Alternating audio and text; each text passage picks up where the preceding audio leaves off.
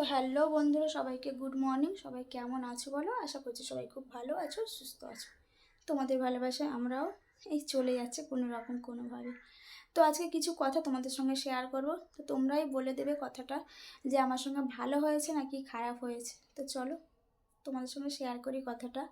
তো যতক্ষণ না তোমাদের সঙ্গে শেয়ার করব না, মানে মনে একটা না অস্বস্তি ভাব হবে যে তোমাদেরকে কখন বলবো। তো এতটাই ব্যস্ত হয়ে গিয়েছিলাম যে তোমাদেরকে বলা হয়নি। জিনিসটা আমার সঙ্গে ঘটেছে 24 তারিখে, 24শে ডিসেম্বর, ঠিক আছে? তো চলো কি হয়েছে না হয়েছে সবটাই তোমাদেরকে বলবো, আর তোমরা অবশ্যই আমাকে কমেন্ট করে জানাবে যেটা আমার সঙ্গে কি হয়েছে। তো সত্যি কথা বলতে যখনই মনে পড়ছে না সেই দিনকের পর থেকে যেন গায়ের কাটা শিউরে উঠছে। কি করব মাথা সবসময় না মানে একটা যেই মনে পড়ছে না বুকের ভিতর মানে ধরপড় করে উঠছে যে কি হলো আমার সঙ্গে। তো চলো তোমাদেরকে বলি কি হয়েছিল 24 তারিখে আমার সঙ্গে। তো 24 তারিখে তোমাদের দাদার অফিস ছুটি ছিল, ঠিক আছে? তো সেদিনকে আর আমার শাশুড়ি যায়নি হসপিটালে। তো আমরা দুজনাই হসপিটালে সকালে বেরিয়ে গেছি, যেমন আমি আমার শাশুড়ি সকালে যাই তো তেমনই বেরিয়ে গিয়েছি। তো ডায়ালিসিস হওয়ার কথা ছিল, তো ও ওপরে চলে গিয়েছিলো বাবার কাছে 3 তলায়, আর আমি নিচে বসেছিলাম। মানে যেখানে ওই যে তোমাদেরকে দেখিয়েছি না যে কালো স্ল্যাব করা আছে, ওখানে চুপ করে বসে আছি আমি। হেলমেট আছে, ও মানে ফাইলপত্র আছে, আমার হাতের ব্যাগ আছে, সব আছে। তো সেখানে আমি বসেছিলাম। বসে থেকে 1 ঘন্টার মতো হয়ে গেছে বসে আছি।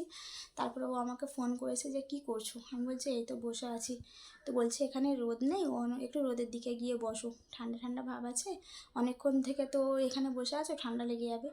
তো আমি কি করেছি তোমাদেরকে বলি, মানে কি করে বলবো, বললেই আমার বুকের ভিতরটা ছড়াৎ করে উঠছে যে কী সর্বনাশ আমার সঙ্গে হয়ে গিয়েছিল। তো আমি উঠে গিয়েছি, হেলমেট নিয়েছি, ফাইলের ব্যাগ নিয়েছি, আর আমার হাত ব্যাগটা আমি নিইনি। আমি উঠে চলে গেছি, ঠিক আছে? তো উঠে চলে গিয়েছি, হাত ব্যাগটা ওখানেই পড়ে আছে। আর আমার যে একটা ছোট ফোন থাকে, তোমরা তো সবাই জানো, আরেকটা ফোন, তো সেই ফোনটা, টাকা ওই ব্যাগের মধ্যে সব আছে। আর আমি গিয়ে আবার অন্য জায়গায় বসেছি, ঠিক আছে? তো বসে আছি, আবার তোমার দাদা ফোন করেছে, আবার কথা বলছি, কিন্তু আমার ব্যাগের কথা একদম মনে নেই। সত্যি কথা বলছি, মাথায় হাত দিয়ে বলছি, এক ফোঁটা আমার মনে নেই ব্যাগের কথা। বসেই আছি। তারপরে কি একটা কিনতে হবে, রিপোর্ট করতে হবে। তো সেই রিপোর্টের মানে এটা পয়সাটা ঘর থেকেই দিতে হবে। ওই রিপোর্টটা ওখানে ফ্রি হয় না। তো আমাকে বলছে তোমার ব্যাগে টাকা আছে, এখানে এক্ষুনি রিপোর্ট করতে হবে, তুমি এসো টাকা নিয়ে। তো আমি যখন টাকার ব্যাগটা খুলতে গিয়ে মানে নিতে গেছি, দেখছি আমার কাছে আমার টাকার ব্যাগ নেই। আমার পুরো মাথা খারাপ হয়ে গেছে, গা দিয়ে ঘাম ছুটছে, আমি কি করব এবারে, কি করব?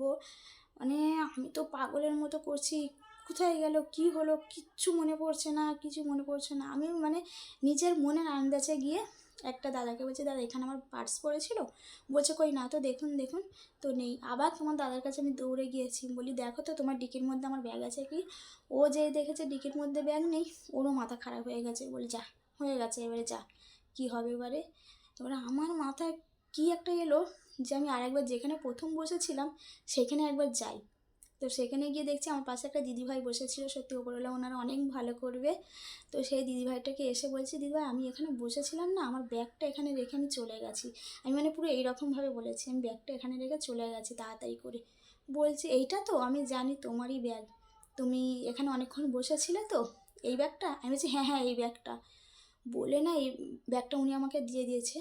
তো বলছে একটা মহিলা এখানে বসতে যাচ্ছিলো ব্যাগটার পাশে।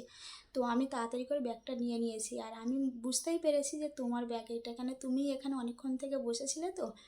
তো আমি বলছি ওনার কাছে যে কীভাবে ওনাকে আমি মানে কৃতজ্ঞ জানাচ্ছি, যে তোমাদেরকে কি বলবো। তো সেই মুহূর্তটায় দাঁড়িয়ে যে আমার বুকের ভিতরে কি হয়েছে, হাসবো না কাঁদবো, মানে আমি তো পুরো, আমারও তো পয়সা ছিল, আমার ফোনটা যাই যাক গে, আমারও তো পয়সা ছিল, আমার কী সর্বনাশ যে হয়ে যেত তার কোনো ঠিকানা নেই, মাথার কোনো ঠিক নেই, কী করছি না করছি। রাতে না জীবন আমি ভুলবো কি না, এখন করে আমি রাতে ভুলবো কি? আমি তো হসপিটালে আছি এই রকম ভাব। তারপরে দিদিটা আমাকে ব্যাগটা দিল, বললো এই নাও এটা তোমার ব্যাগ। আমি বলছি হ্যাঁ এটা আমার ব্যাগ, বলে আমি নিয়ে মানে আবার তোমার দাদার কাছে গিয়েছি, গিয়ে বলছি এই তো আমাকে দিদিটা ব্যাগ দিয়েছে। বলে ও বললো তুই আর ব্যাগ নিয়ে ঘুরবি না, তুই ব্যাগটা দে আমি ডিকির মধ্যে রেখে দিই। বলে আবার ও ব্যাগটা নিয়ে ডিকির মধ্যে রেখে দিল। তারপরে আমি মানে কি বলবো, পাগলের মতো করছি যে আমার সঙ্গে এটা কি হলো, এটা খারাপ সময় এলো আমার কাছে নাকি খারাপ সময় আস্তে আস্তে ভালো সময় এলো, আমি তো কিছুই বুঝতে পারছি না আমার সঙ্গে এটা কি হয়ে গেল। 2 ঘন্টা 1.5 ঘন্টা পরে আমি আমার ব্যাগ খুঁজে পেয়েছি হাজার হাজার মানুষের মধ্যে থেকে। মানে বুঝতে পারছো কতটা ভাগ্য আমার সাথ দিয়েছে। মানে এইটা হয়তো কেউ বিশ্বাস করবে না, কিন্তু সত্যি কথা বলছি, আমি যদি মিথ্যে বলে থাকি তাহলে সে তার ওপরওয়ালা দেবে, আর যদি সত্যিও বলে থাকি তারেও ওপরওয়ালা দেবে। তো আমি একদম সত্যি কথা বলছি, আমি অতক্ষণ পরে আবার আমি আমার ব্যাগটা খুঁজে পেয়েছি। তো সত্যি আমার ব্যাগটা এত লক্ষ্মী, আমার এত সাথ দেয় যে তোমাদেরকে কি বলবো। তারপর থেকে আমি আর হাতে ব্যাগ নিয়ে থাকি না, ওই যে ফাইলের ব্যাগ থাকে ওই ফাইলের ব্যাগেতেই আমার ব্যাগটা ঢুকিয়ে রেখে দিই। আর তারপর থেকে ছোটো ফোনটা আমি নিয়েই যাই না, আমি বাড়িতেই রেখে যাই। তো এই হলো আমার সঙ্গে ঘটে যাওয়া ঘটনা। জানি না এটা আমার খারাপ সময় নাকি খারাপ সময়কে বলবো নাকি ভালো সময় বলবো, কিছুই বুঝতে পারছি না। তো তোমরাই বলো আমি কি করব এখন। আমার মাথা কোনো কাজ করছে না, রাত হলে ঘুমিয়ে ঘুমিয়ে ভুল বকছি, মানে জিনিস রেখে ভুলে যাচ্ছি। কী সব যে আমার সঙ্গে এখন হচ্ছে আমি কিছু বুঝতে পারছি না। আজকে সকালেই তো তোমার দাদা আমার কাছে জল চেয়েছে, ঠিক আছে, আমি জলের গ্লাসটা নিয়েছি, নিয়ে ওকে খালি গ্লাসটা দিচ্ছি। বলছে জল কই, আমি যে যা ভুলে গেছি, আচ্ছা যাচ্ছি বলে আবার জল নিয়ে ওকে জল দিলাম। মানে কী যে হয়ে যাচ্ছে আমার সাথে, আমি এত কেন টেনশন নিয়ে ফেলছি আমি কিছুই বুঝতে পারছি না।